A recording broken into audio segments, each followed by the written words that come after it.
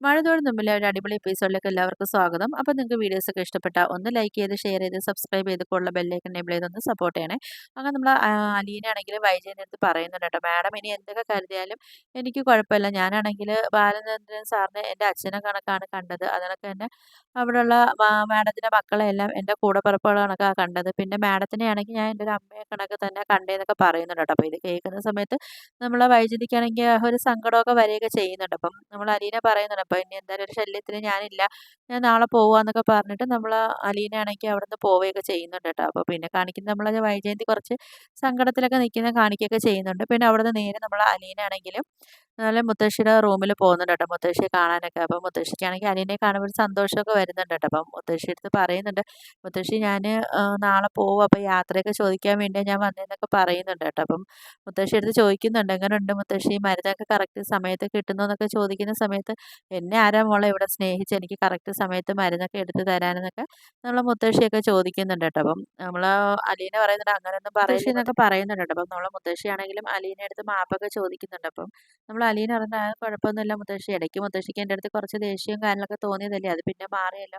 അതുകൊണ്ട് മുത്തശ്ശി എൻ്റെ അടുത്ത് അങ്ങനെയൊന്നും പറയല്ലേ എന്നൊക്കെ പറയുന്നുണ്ട് കേട്ടോ." പിന്നാണെങ്കിൽ നമ്മൾ അലീനയാണെങ്കിൽ സങ്കടത്തോടെ നമ്മളെ മുത്തശ്ശി അടുത്ത് പറയുന്നുണ്ട്, "ഞാനാണെങ്കിൽ നല്ല വസ്ത്രം ധരിച്ചതും നല്ല ആഹാരം കഴിച്ചതും ഒരു ടേബിളിൽ എനിക്കൊരു സ്ഥാനം തന്നത് പോലും എനിക്ക് ആ വീട്ടിൽ നിന്നാണൊക്കെ പറഞ്ഞിട്ട് നമ്മൾ അലീനയാണെങ്കിൽ നമ്മളെ മുത്തശ്ശിയടുത്ത് ഭയങ്കരമായിട്ട് സങ്കടമൊക്കെ പറയുന്നുണ്ട്, "മുത്തശ്ശി, ഞാൻ യാത്ര ചോദിക്കാൻ വേണ്ടി മാത്രമല്ല ഞാനിവിടെ വന്നത്, മുത്തശ്ശി എന്നെ അനുഗ്രഹിക്കണമെന്നൊക്കെ പറയുന്നുണ്ട് കേട്ടോ." അപ്പം നമ്മളെ മുത്തശ്ശി ചോദിക്കുന്നുണ്ട്, "മോളെ വൈജയന്തി നിന്നെ ശപിച്ച് കാണുമല്ലോ" എന്നൊക്കെ പറയുന്നുണ്ട്. അപ്പോഴത്തേക്ക് അലീന പറയുന്നുണ്ട്, എവിടെ പോയാലും ഞാൻ രക്ഷപ്പെടത്തില്ല എന്നൊക്കെ പറഞ്ഞ് എന്നെ ശപിച്ചെന്നൊക്കെ പറയുന്നുണ്ട്. അങ്ങനെ നമ്മൾ അലീനാണെങ്കിലും മുത്തശ്ശിയെടുത്ത് യാത്ര പറഞ്ഞ് അവിടെ നിന്ന് ഇറങ്ങുന്നുണ്ട് കേട്ടോ. അങ്ങനെ പിന്നെ അവിടെ നിന്ന് ഹോളിലോട്ട് വരുന്ന സമയത്ത് നമ്മളെ മനുവും ശിവേട്ടനും ഗംഗേട്ടനൊക്കെ അവിടെ നിൽപ്പുണ്ട്. അപ്പോൾ അവരുടെ അടുത്താണെങ്കിലും യാത്ര പറയുകയൊക്കെ ചെയ്യുന്നുണ്ട്. അപ്പം നമ്മൾ അലീനയുടെ അടുത്ത് ചോദിക്കുന്നുണ്ട്, "എവിടാ കൊണ്ടാക്കുന്നതെന്ന് അറിയാവോ?" എന്നൊക്കെ ചോദിക്കുന്ന സമയത്ത്, "എനിക്ക് അറിയത്തില്ല, ഒരു പ്ലാന്ററുടെ വീട്ടിലാണ് കൊണ്ടാക്കുന്നതെന്നാണ് അച്ഛൻ പറഞ്ഞിട്ടുള്ളത്. വേറെ ഒരു ഡീറ്റെയിലും എനിക്ക് അറിയത്തില്ല" എന്നൊക്കെ പറയുന്നുണ്ട് കേട്ടോ. അപ്പം നമ്മളെ ശിവേട്ടൻ ചോദിക്കുന്നുണ്ട്, "ഏതാ സ്ഥലം?" എന്നൊക്കെ ചോദിക്കുന്ന സമയത്ത് പറയുന്നുണ്ട്,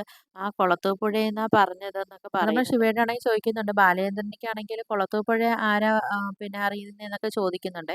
അങ്ങനെ പിന്നെ നമ്മൾ മനു പറയുന്നുണ്ട്, "എന്തായാലും അങ്കിളാണെങ്കിൽ നിന്നെ എവിടെയെങ്കിലും കൊണ്ടാക്കുന്നെങ്കിൽ നിന്റെ നന്മ ഉദ്ദേശിച്ചേ ആക്കത്തുള്ളൂ" എന്നൊക്കെ പറയുന്നുണ്ട്. അപ്പോൾ അലീന പറയുന്നുണ്ട്, അച്ഛനാണെങ്കിൽ എല്ലാം തിരക്കി അന്വേഷിച്ചതിനൊക്കെ ശേഷമേ അച്ഛൻ എന്നെ കൊണ്ടാക്കുന്നുള്ളൂ എന്നൊക്കെ പറയുന്നുണ്ട് കേട്ടോ. അങ്ങനെ പിന്നെ ആണെങ്കിൽ നമ്മൾ അലീന ആണെങ്കിൽ ഗംഗേട്ടൻ്റെ അടുത്തും ശിവേട്ടൻ്റെ അടുത്തൊക്കെ യാത്ര പറയുന്നുണ്ട്, "ഞാൻ എന്തെങ്കിലും തെറ്റ് ചെയ്തിട്ടുണ്ടെങ്കിൽ എൻ്റെ അടുത്ത് ക്ഷമിക്കണം" എന്നൊക്കെ പറയുന്നുണ്ട്. അപ്പം നമ്മൾ ശിവേട്ടനാണെങ്കിൽ പറയുന്നുണ്ട്, "മോളെ, നീ എന്ത് തെറ്റാ ഞങ്ങളടുത്ത് ചെയ്തത്? ഞങ്ങളല്ലേ നിൻ്റെ അടുത്ത് തെറ്റ് ചെയ്തിട്ടുള്ള, ആളറിയാതെ നിന്നെ ഒരുപാട് ഉപദ്രവിക്കുകയും വെക്കുകയൊക്കെ ചെയ്തത് ഞങ്ങളല്ലേ" എന്നൊക്കെ പറയുന്നുണ്ട് കേട്ടോ. ആ സമയത്താണെങ്കിൽ അലീന പറയുന്നുണ്ടോ, 23 വർഷം മുമ്പ് ഒരു ചോര കുഞ്ഞിനെ കൊണ്ട് അനാഥാലയത്തിൽ ഏൽപ്പിച്ചതിലും വലിയ അനുഭവമൊന്നും ഞാനിനി അനുഭവിക്കാനില്ല എന്നൊക്കെ പറഞ്ഞിട്ടാണെങ്കിൽ നമ്മൾ അലീനയാണെങ്കിൽ അവിടെ നിന്ന് യാത്ര പറഞ്ഞ് പോകുന്നുണ്ട് കേട്ടോ. അപ്പം നമ്മളെ മനു ആണെങ്കിൽ അലീനയെ കൊണ്ടാക്കാനൊക്കെ വേണ്ടി പോവുകയൊക്കെ ചെയ്യുന്നുണ്ട്. അങ്ങനെ നമ്മൾ അലീനയും മനോടും അങ്ങനെ വണ്ടിയിൽ പോകുന്ന സമയത്താണെങ്കിൽ മനു ചോദിക്കുന്നുണ്ട്, "വൈജയന്തി എന്താ പറഞ്ഞതെന്നൊക്കെ ചോദിക്കുന്ന സമയത്ത് അലീന പറയുന്നുണ്ട്, എന്നെ ഒരുപാട് ശപിക്കുകയൊക്കെ ചെയ്യുന്നൊക്കെ പറയുന്നുണ്ട്." അപ്പം നമ്മൾ മനു ചോദിക്കുന്നുണ്ട്, "നീ തിരിച്ചൊന്നും പറഞ്ഞില്ലേ?" എന്നൊക്കെ ചോദിക്കുമ്പോൾ, "ഞാൻ നല്ല രീതിയിൽ പറഞ്ഞിട്ടുണ്ടെന്നൊക്കെ പറയുന്നുണ്ട് കേട്ടോ." അപ്പം ഞാനിങ്ങനെ